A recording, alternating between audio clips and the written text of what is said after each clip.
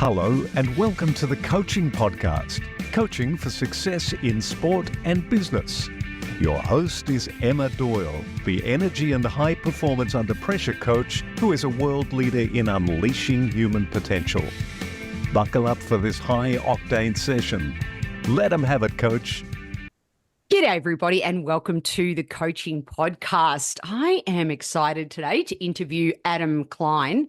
Ironically, it's my brother-in-law's best friend is Adam Klein. Kleiny, shout out to Adam in Australia. That is not the Adam who I'm interviewing today.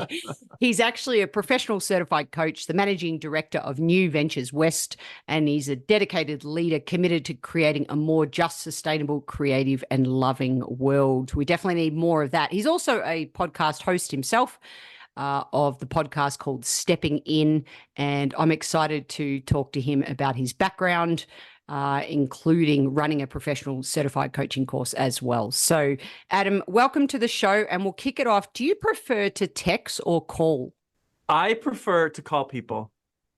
Unless it's a short, like just inform only kind of exchange, I'm much more, these days especially, I'll just pick up the phone because I find having that voice-to-voice contact is nice.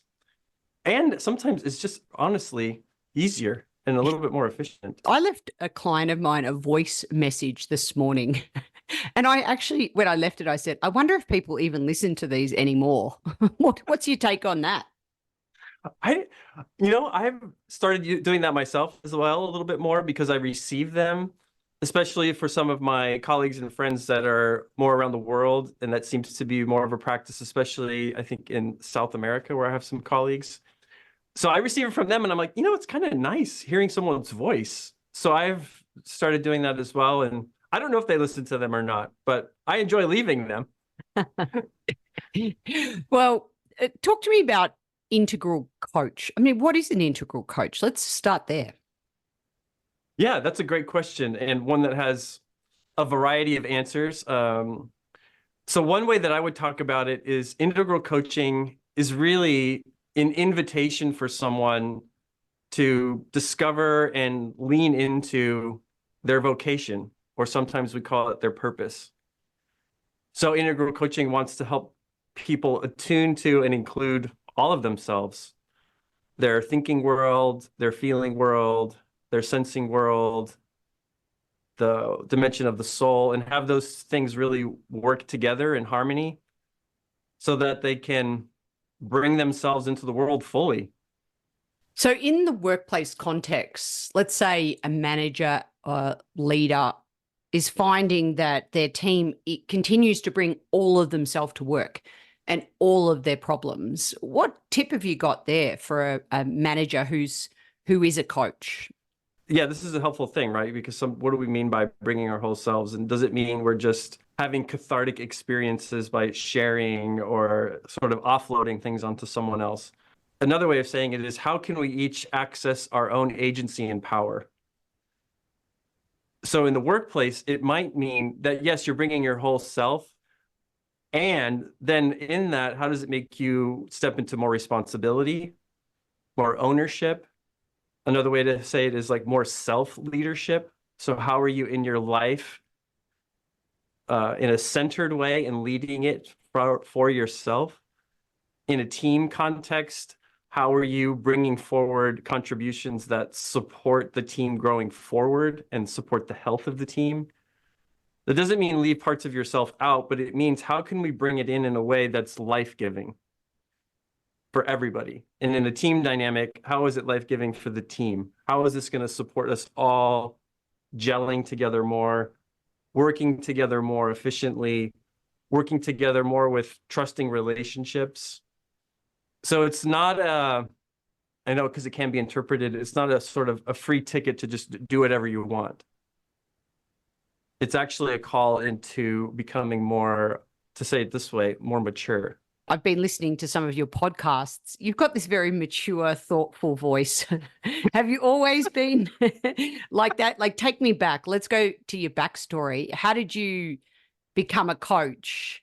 And were you always, there's something centered about when you speak in listening to some of your podcasts in preparation for this interview that I was very impressed with. So Yeah. take me back to a young Adam, A and young how did you Adam. become a coach? Yeah. So I think there's definitely been, as long as I can remember, an interest in like deeper questions and kind of getting to the existential things about life.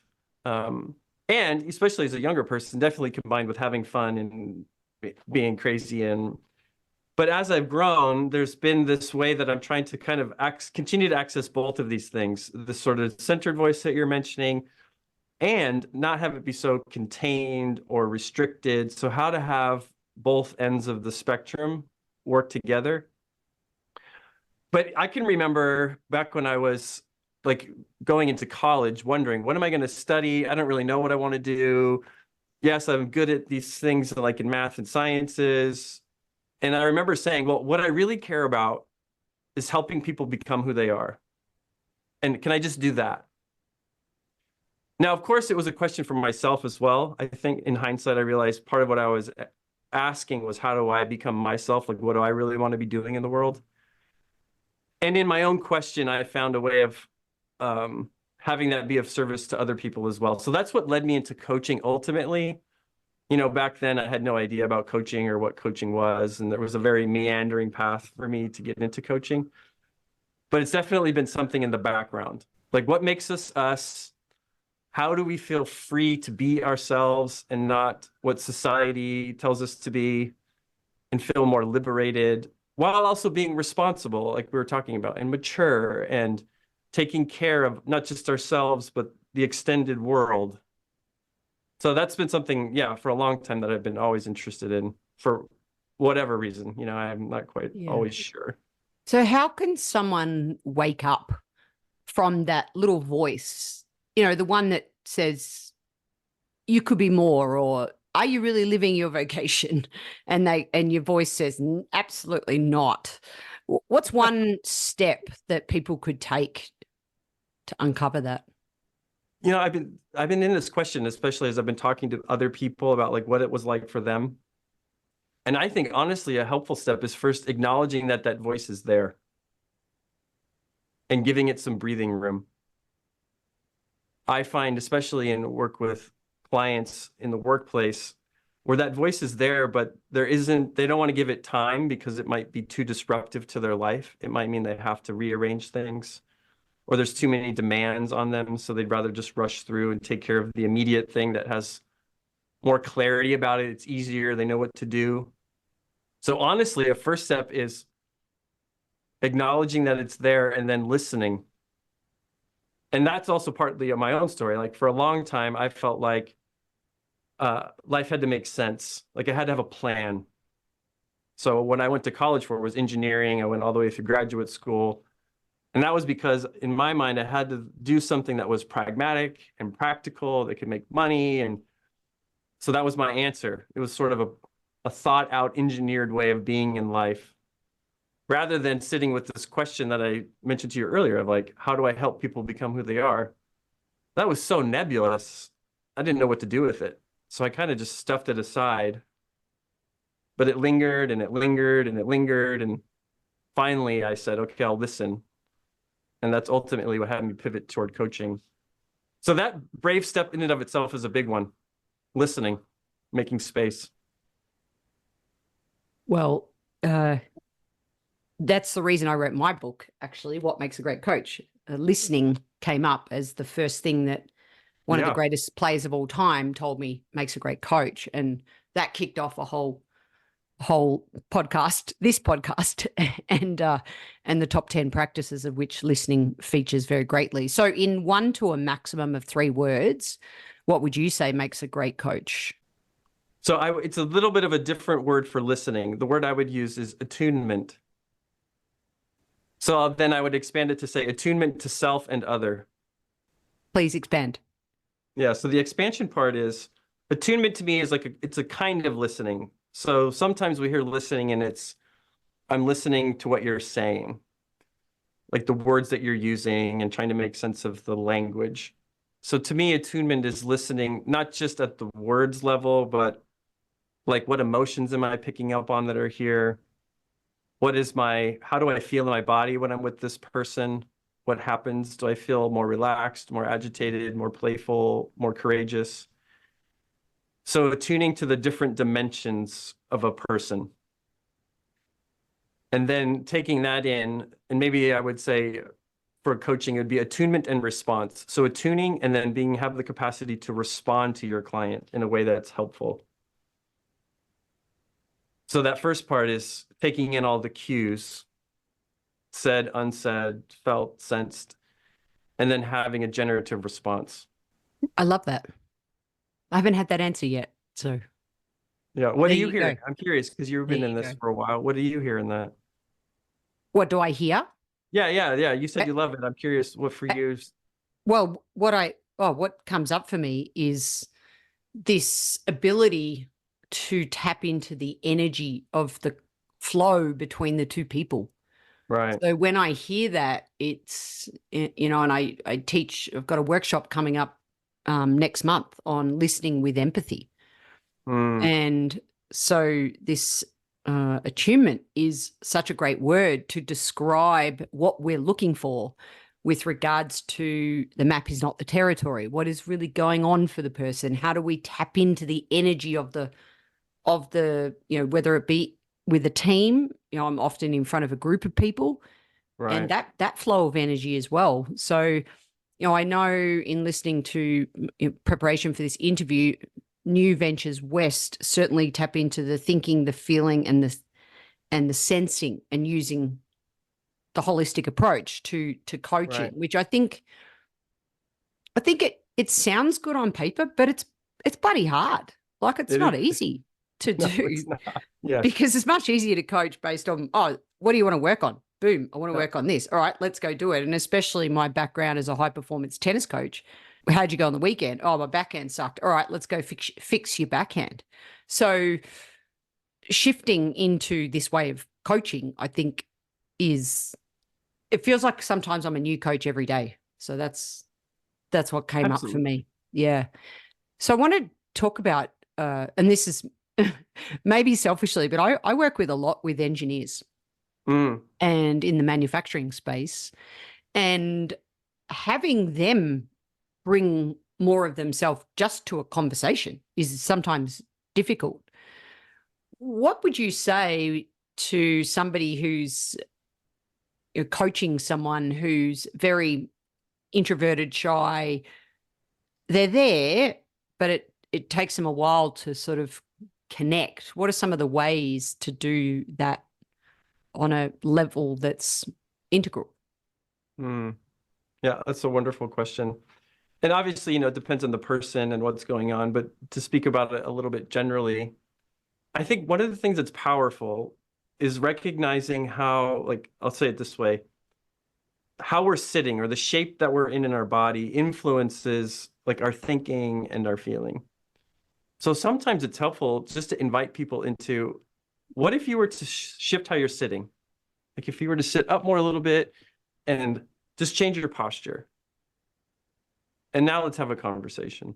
And then have them try on different postures to have them feel the distinction between what they're thinking and what might come up for them to say. So that's one way of doing it. Another way is we're all going to stand up. We're all going to go on a walk, like shifting the like physical space or the dynamics helps rather than just trying to ask a different question.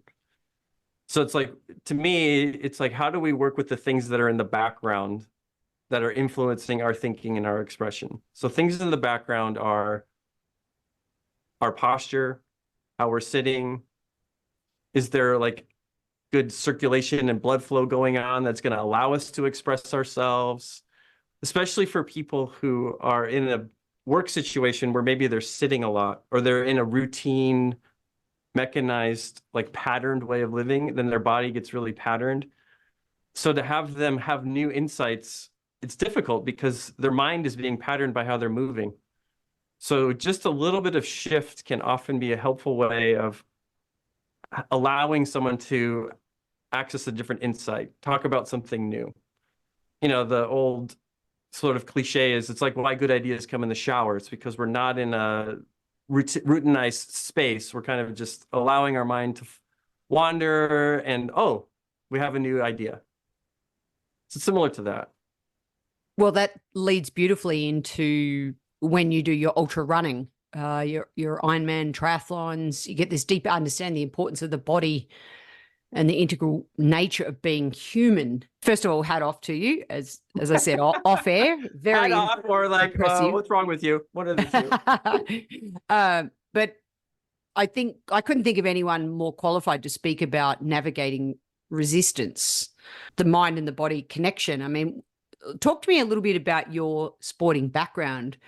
What about when your mind says, I can't do this? Like you're at the last 5Ks to go and your mind just goes, nah, I'm absolutely spent. So let's start because this podcast obviously is about coaching for success in sport and business. Sure. So let's just go there for a minute. You as an athlete, especially with the Olympics around the corner, this will probably be an Olympic released episode. So what are your thoughts on that as it relates to the mind and the body connection? So one of the things that I found helpful in my training, and especially in races when it gets difficult, and it's, to me, it feels counterintuitive. I don't know how it'll sound to you and to your listeners, but it's like relaxing into the resistance or relaxing into the discomfort. Not in a resigned kind of way where I'm collapsing or just giving up, but more like, oh, this is so hard. And sometimes trying to push through it just requires more energy and is depleting, rather than if I just, oh, this is really painful. Let me breathe into that pain in my hip. And then it starts to loosen up a little bit. And the pain it doesn't go away, but it subsides enough where I can keep going. And then eventually something else starts hurting and I forget about my hip. But to me, that's been really helpful, is learning how to relax in the middle of resistance or difficulty, rather than try to hunker down and push through and get really rigid, because it requires actually more energy, I've found.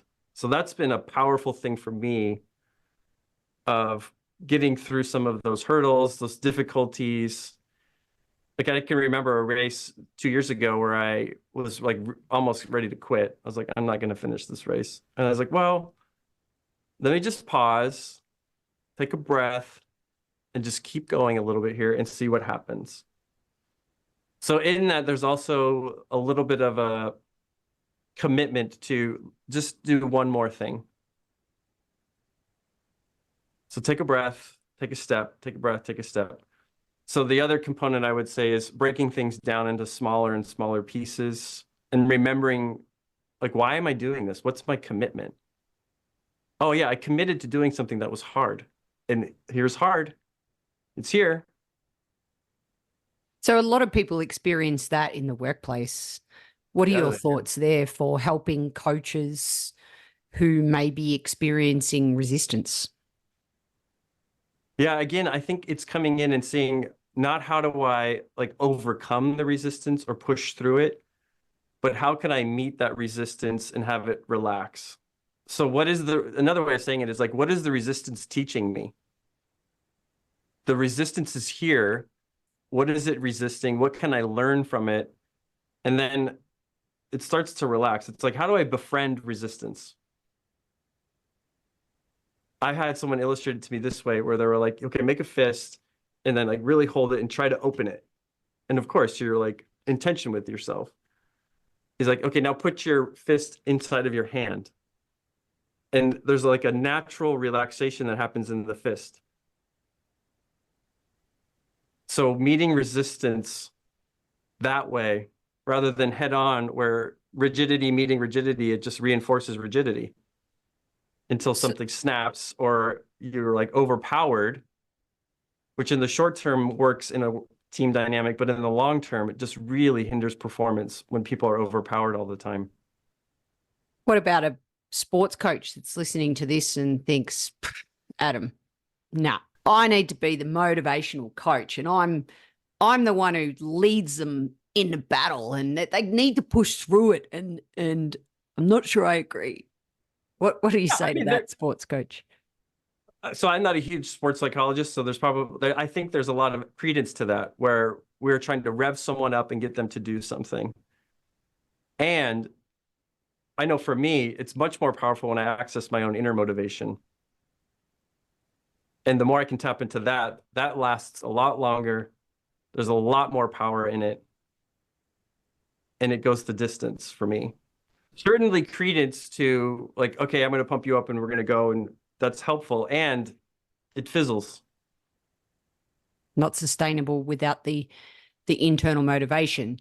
Do you think that this next generation are internally motivated? Do you think that that's died, or do you think it's still there?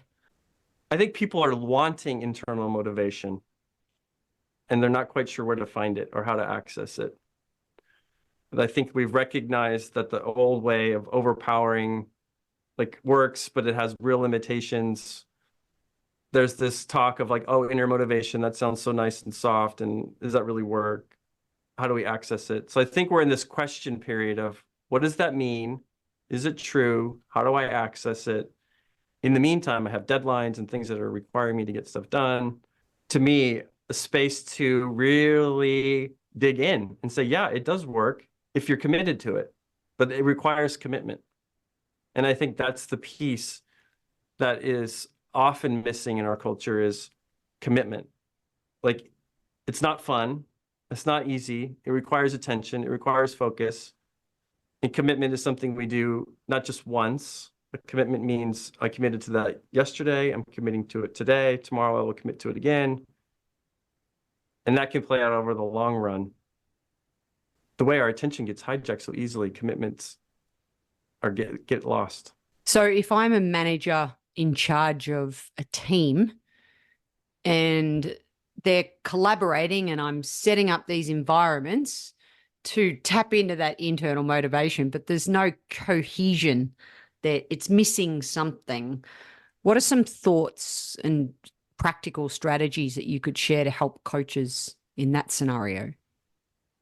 I think one is I would come back to what I was just talking about, like commitment. What is our common commitment as a team?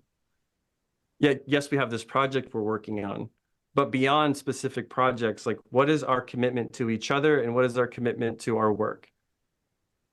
To put something that is beyond the individual at the center and say, this is the commitment we've made. Are we going to live into our commitment? And to me, that allows people to then find a different kind of internal motivation. Like, no, I've committed to that. We've committed to that as a group. We're holding this commitment to do excellent work together and support each other. Mm. So now we're in the middle of a breakdown. Things aren't going how we thought they would go.